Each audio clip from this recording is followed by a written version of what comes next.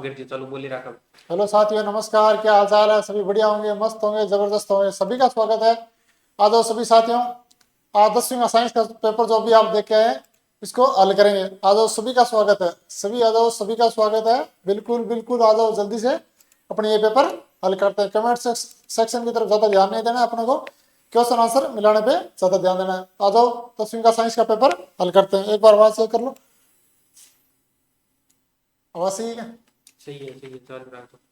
सही है। हाँ तो ये रहा आपका कक्षा 10वीं अर्धवार्षिक परीक्षा 2025-26।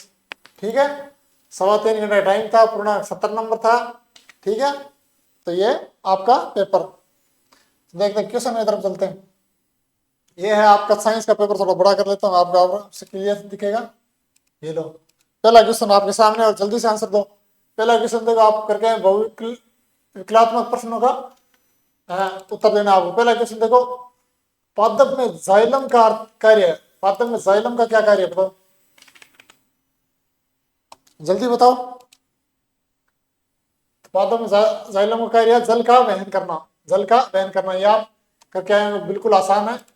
दूसरा नंबर देखो, ब्यूटोन ब्यूटोन नॉन 4 कार्बन यौगिक है जिसका प्रकार्यात्मक समूह है। बताओ इसमें से कौन सा समूह है, जल्दी बताओ। इसका है क्योटीन। क्या है? क्योटीन। क्योटीन। 3 नंबर क्वेश्चन देखो, निम्न में से पादप हार्मोन नहीं है। 4 दे रखे हैं, चारों में से एक पादप हार्मोन नहीं है। बताओ कौन सा नहीं है, जल्दी बताओ। तो कौन सा नहीं है? इंसुलिन नहीं है। ये 3 है, ठीक है ना। इंसुलिन आपका पादप हार्मोन नहीं है। 4 नंबर क्वेश्चन देखो, बेंजीन का अणुसूत्र क्या है, बताओ। बेंजीन का अणुसूत्र क्या है? तो बेंजीन का अणुसूत्र है C6H6। ठीक है। 5 नंबर देखो, ओम का नियम क्या है? ओम का नियम भाई कब से पढ़ते आए होंगे आप, तो आज बताइए, जल्दी बताइए, कमेंट सेक्शन में जल्दी बताइए इसका कौन सा आंसर है। 5 नंबर क्वेश्चन है, इसका है V बराबर आई आर। V बराबर आई आर। नेक्स्ट देखो, 6 नंबर क्वेश्चन, नींबू के रस का पीएच मान होता है। बहुत सरल क्वेश्चन है, दैनिक जीवन में उपयोग भी होता है। जल्दी बताओ, नींबू रस का होता है 2.2। 2.2। 7 नंबर क्वेश्चन देखो, पहले का, विद्युत बल्ब का तंतु किस धातु का बना होता है, बताओ। ये तो बता ही सकते हो, जल्दी कमेंट में लिख दो। तो ये बना होता है इसका टंगस्टन का। टंगस्टन का, ठीक है। तो ये आपकी पहली स्लाइड कंप्लीट हुई। ये देखो आपका 8 नंबर क्वेश्चन। आज भर भर के क्वेश्चन आए, छोटे बड़े 17-18 क्वेश्चन आए 10वीं का। और 10वीं का जो पेपर है ना, पिछले साल का जो बोर्ड का पेपर है उस पैटर्न पे ये पूरा पेपर बनाया गया। पूरा हूबहू वही पैटर्न है, बिल्कुल जो 10वीं साल का पिछले साल का जो पेपर था, बोर्ड का पैटर्न था, उसी पैटर्न पे ये पेपर बनाया गया। और क्वेश्चन देखो नेक्स्ट, 2Fe4। इस ये जो विक्रिया दी गई आपको, इस विक्रिया को किस प्रकार की विक्रिया बताना है। ये जो विक्रिया आपको दी है, थोड़ा बड़ा कर दो ना, दिख नहीं रहा। बताओ ये कैसे विक्रिया है, जल्दी बताओ। 8 नंबर क्वेश्चन, ये कैसे विक्रिया है? तो ये है, इसका ऑप्शन है बी नंबर, डिकम्पोजिशन रिएक्शन। ठीक है ना। 9 नंबर क्वेश्चन देखो। 9 नंबर क्वेश्चन, ऐसी है धातु जो कमरे के ताप पर द्रव होती है। जो कमरे के ताप पर द्रव हो जाती है मतलब पिघल जाती है, बताओ। तो ये है, इसका है ब्रोमीन। क्या है? ब्रोमीन। ब्रोमीन। 10 नंबर देखो, पाइरुवेट के विखंडन से कार्बन डाइऑक्साइड जल तथा ऊर्जा बनती है। ये क्रिया संपन्न होती है। ये क्रिया कहां संपन्न होती है, बताओ जल्दी बताओ, कमेंट सेक्शन फटाफट देखो जल्दी। इसका है माइटोकॉन्ड्रिया में। क्या होती है? माइटोकॉन्ड्रिया में। नेक्स्ट देखो, 11 नंबर, नर में पाए जाने वाले लिंग गुणसूत्र है, बताओ कौन से, फटाफट बताओ। तो कौन से हैं? X Y. कौन से? एक्स वाई पाए जाते हैं। 12 नंबर देखो, खाद्य पदार्थों को विकृत गंधिता से बचाने के लिए पैकिंग में कौन सी गैस भरी जाती है। जो आप चिप्स वगैरह खाते हैं उसमें जो कौन सी गैस भरी होती है जिससे वो खराब नहीं हो, बताओ जल्दी बताओ। कौन सी होती है? Na2 nitrogen, nitrogen. ठीक है। और 13 नंबर क्वेश्चन देखो, अलैंगिक जनन मुकुलन द्वारा होता है, किसमें होता है बताओ, किसमें होता है? किसमें होता है? यीस्ट में, यीस्ट में। यह देखो नेक्स्ट क्वेश्चन देखो, किसी बिंब का अवतल दर्पण से बना प्रतिबिंब आभासी, सीधा तथा बिंब से बड़ा पाया गया वस्तु की स्थिति कहां होनी चाहिए? बताओ, वस्तु की स्थिति कहां होनी चाहिए?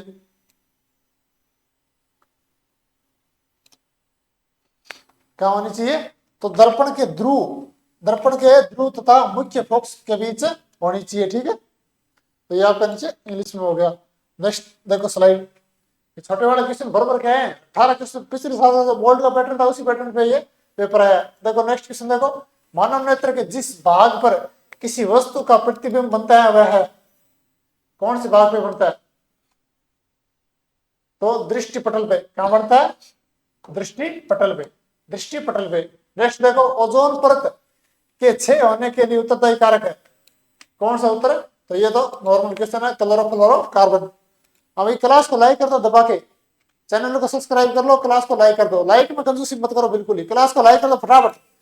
ये बटन आपके लिए है, सिर्फ इस बटन का आप उपयोग कर सकते हो। फटाफट लाइक कर दो, क्लास को दबा के शेयर कर दो दोस्तों के साथ, ताकि वो भी पेपर हल कर सकें। फटाफट लाइक कर दो।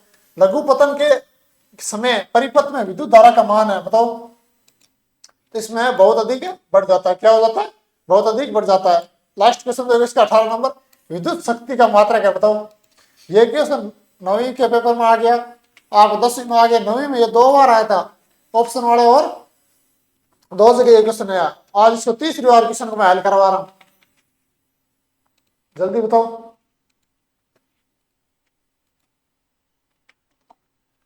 विद्युत शक्ति का मात्रा क्या? वाट, वाट। विद्युत शक्ति का पूछा, ठीक है ना, विद्युत शक्ति का वाट। नेक्स्ट देखो 2 नंबर है, रिक्त स्थानों की पूर्ति कीजिए। क्या रिक्त स्थानों की पूर्ति करनी है? तो पहला देखो, जिप्सम का रासायनिक सूत्र है। तो जिप्सम का रासायनिक सूत्र क्या? CaSO4 dot 2H2C, 2H2C। Next देखो, खालिस्तान मरकरी का एक अयस्क है, कौन सा? किनेबर। क्या है? किनेबर, ये यहां लिखा हुआ है। ठीक है। नेक्स्ट देखो, लार में खालिस्तान एंजाइम पाया जाता, लार में कौन सा था? एमालाइज पाया जाता। ठीक है ना। नेक्स्ट देखो, विद्युत धारा का असही मात्रक क्या? एम्पियर। क्या है? Ampere, ampere. नेक्स्ट देखो, चुंबक के सहजातीय ध्रुवों में खालिस्तान होता है, क्या होता है? प्रतिस्थापित। क्या होता है? प्रतिस्थापन होता है। ठीक है ना। नेक्स्ट देखो, खाए हुए भोजन की मात्रा का लगभग कितना प्रतिशत खालिस्तान प्रतिशत ही जैव मात्रा में बदलता है? कितना? 10%। 10% ही जैव मात्रा में बदलता है। नेक्स्ट देखो, कमेंट पर ध्यान दो, ये आपका नेक्स्ट क्वेश्चन देखो, जो आपका 1 नंबर का क्वेश्चन है, गैल्वेनाइजेशन क्या है? गैल्वेनाइजेशन क्या है? तो ये लोहे या स्टील पर जिंक की परत चढ़ाकर उसे जंग से बचाने की प्रक्रिया को गैल्वेनाइजेशन कहते हैं। ठीक है ना। तो ये आपका पहला हुआ। सेकंड नंबर क्वेश्चन देखो, उस पदार्थ का नाम लिखिए जो क्लोरीन से अभिक्रिया कर ब्लीचिंग पाउडर बनाता है, बताओ। तो ये है calcium hydroxide, calcium hydroxide. 3 number question देखो, धातु उष्मा की सुचालक होती है, चित्र बनाइए। धातु है उष्मा सुचालक होती है, इसका चित्र बनाना। तो ये आपका चित्र आप देख लो, धातु की छड़ है, ये छड़ दी हुई है पूरी, ये मोम है, मोम मोम मोम मोम। ठीक है ना। तो ये आग, यहाँ से आग लगी, धातु की छड़ को गर्म किया जा रहा है। ठीक है। ये चित्र आपको बना के दिखा दिया। नेक्स्ट देखो 4 नंबर क्वेश्चन देखो, एल्केन का सामान्य सूत्र क्या है? एल्केन का सामान्य सूत्र क्या है? एल्केन का सामान्य सूत्र CnH2, 2 के पदों में अन +2। नेक्स्ट देखो 5 नंबर, रक्तचाप की सामान्य सीमा क्या होती है? रक्तचाप की सामान्य सीमा होती है 120 से 80 mmHg। ठीक है। नेक्स्ट देखो, मानव मस्तिष्क में उपस्थित अंतःस्रावी ग्रंथियों का नाम लिखिए। कौन सी? प्यूटरी ग्रंथि तथा पीनियल ग्रंथि, ये 2 ग्रंथियां होती है। नेक्स्ट क्वेश्चन देखो, डीएनए का पूरा नाम लिखो, डीएनए का पूरा नाम लिखो। ये आज ही के पेपर में 9वीं क्लास के भी पेपर में यही क्वेश्चन आया था पूरा।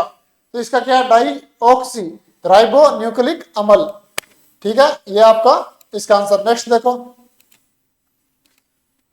8 नंबर क्वेश्चन देखो, एक कोशिकीय और बहुकोशिकीय जीवों की जनन पद्धति में क्या अंतर है। तो ये एक कोशिकीय जीव अधिकांशतः अलैंगिक जनन जैसे विभाजन, कली बनाना आदि से संबंधित है। बहुकोशिकीय जीवों में देखो मुख्यतः लैंगिक जनन जिसमें नर व मादा जनन कोशिकाएं शामिल होती है। ठीक है, ये आपके अंतर हो गए। 9th नंबर क्वेश्चन देखो, इसका वाहनों में पीछे देखने हेतु प्रयुक्त दर्पण का नाम बताइए। ये तो आप सभी बता के आए होंगे, यही जो गलत कर गया फिर क्या, तो उसने कुछ पढ़ा ही नहीं है। तो इसका होता है उत्तल दर्पण। हल कर लेना, बोर्ड की दृष्टि से इंपॉर्टेंट है और बोर्ड के पैटर्न पर ये पूरा पेपर है। जो पिछले साल आप बोर्ड का पेपर जिस पैटर्न पे बनाता ना उसी पैटर्न पे आपका यह द्विवार्षिक का पेपर आया। तो आराम से इसको हल कर लेना, आपके लिए तो क्वेश्चन इंपॉर्टेंट है। ठीक है ना। नेक्स्ट देखो, पेस्पा बायोपिया क्या है, इसका उपचार क्या है। तो पेस्पा बायोपिया वह दोष है जिसमें बुजुर्ग निकट की अवस्थाएं साफ नहीं दे पाते। उपचार क्या, इसका उत्तल या द्विध्रुवीय लेंस का प्रयोग करना चाहिए। ठीक है। नेक्स्ट देखो, विद्युत परिपथ में एमीमीटर और वोल्टमीटर को किस क्रम में जोड़ा जाता है। तो एमीमीटर को श्रृंखला में और वोल्टमीटर को समांतर में जोड़ा जाता है। नेक्स्ट देखो, फूड वेव किसे कहते हैं। फूड वेव किसे कहते हैं, किसी परिस्थिति की तंत्र में कई खाद्य श्रृंखलाओं के आपस में जुड़े होने से बने जाल को फूड वेव कहते हैं। फूड वेव कहते हैं। नेक्स्ट देखो, तो ये आपका अब 4 नंबर क्वेश्चन यहाँ से शुरू हो गए, उसके 12 क्वेश्चन खत्म हुए, तीसरे के ये बोल्ड पैटर्न के आधार पर आपका पेपर है। 4 नंबर क्वेश्चन देखो, रासायनिक समीकरण संतुलित कीजिए। तो ये आपको रासायनिक समीकरण थी, यह संतुलित करनी थी। तो पहले आप ये समीकरण थी, तो यहाँ ये संतुलित, इसका ये संतुलित रूप है। ठीक है ना। और बी नंबर ये रही, इसका ये संतुलित रूप है। आप यहाँ से इसको मिला लेना। ठीक है, इसमें कोई बताने वाली चीज है नहीं, आप मिला नहीं करना है, आप कैसे संतुलित करके ये दोनों आपके आंसर दिए हुए हैं। तो नेक्स्ट देखो, ये देखो 5वां मिलान कीजिए। 5वां मिलान वाला ऑप्शन था, तो ये आपको मिलान किए हुए हैं। आप कैसे मिलान करके आओ, तो मिलान किए हुए, ये मिलान किया हुआ है ना, नाम बताओ। हाँ मिलान कर रहा है। हाँ ये मिलान किया हुआ भाई, तो इसका आंसर यही है। ठीक है ना। इसका ये है, इसका ये है, इसका ये है और इसका ये है। ये आप इसको चेक कर सकते हो। ठीक है भाई, क्लास को लाइक कर दो, फटाफट दबा के लाइक कर दो, शेयर कर दो। तो नेक्स्ट देखो क्वेश्चन 6 नंबर, सोडियम को मिट्टी के तेल में क्यों रखा जाता है। ये तो हर बार क्वेश्चन पूछा जाता है, आप सभी को पता होगा, जो पढ़ के गया बिल्कुल करके आया होगा। सोडियम बहुत अभिक्रियाशील धातु है। ये वायु की नमी और ऑक्सीजन से तुरंत प्रतिक्रिया करके विस्फोट कर सकता है, इसलिए इसे मिट्टी के तेल में सुरक्षित रखा जाता है। ये वायु के साथ अभिक्रिया करके तुरंत विस्फोट कर सकता है, इसलिए इसको मिट्टी के साथ रखा जाता है। नेक्स्ट देखो 7 नंबर क्वेश्चन, कैल्सिनेशन और रोस्टिंग में अंतर। ये आपका कैल्सिनेशन, ये एसिड को ऑक्सीजन की अनुपस्थिति में गर्म करना, आमतौर पर कार्बोनेट एसिडों पर प्रयोग होता है। ठीक है। और रोस्टिंग देख लो, आपका एसिड को अधिक ऑक्सीजन की उपस्थिति में गर्म करना और सल्फाइड एसिडों पर प्रयोग किया जाता है। तो इसके अंतर आपके अंतर हो गए। नेक्स्ट देखो 8 नंबर क्वेश्चन, एरोबिक और एनएरोबिक श्वसन में अंतर बताओ। तो ये आपका एरोबिक हो गया, ऑक्सीजन की उपस्थिति में शोषण करता है, अधिक ऊर्जा उत्पन्न होती है, अंत उत्पाद होता है CO2 प्लस H2O, ये इसका उत्पाद बनता है। और अनएरोबिक में देखो, इसमें क्या होता है, ऑक्सीजन की अनुपस्थिति में यह शोषण करता है, कम ऊर्जा का उत्पादन होता है और लैक्टिक एसिड या इथेनॉल इसका अंत उत्पाद होता है। तो ये आपका हो गया क्वेश्चन।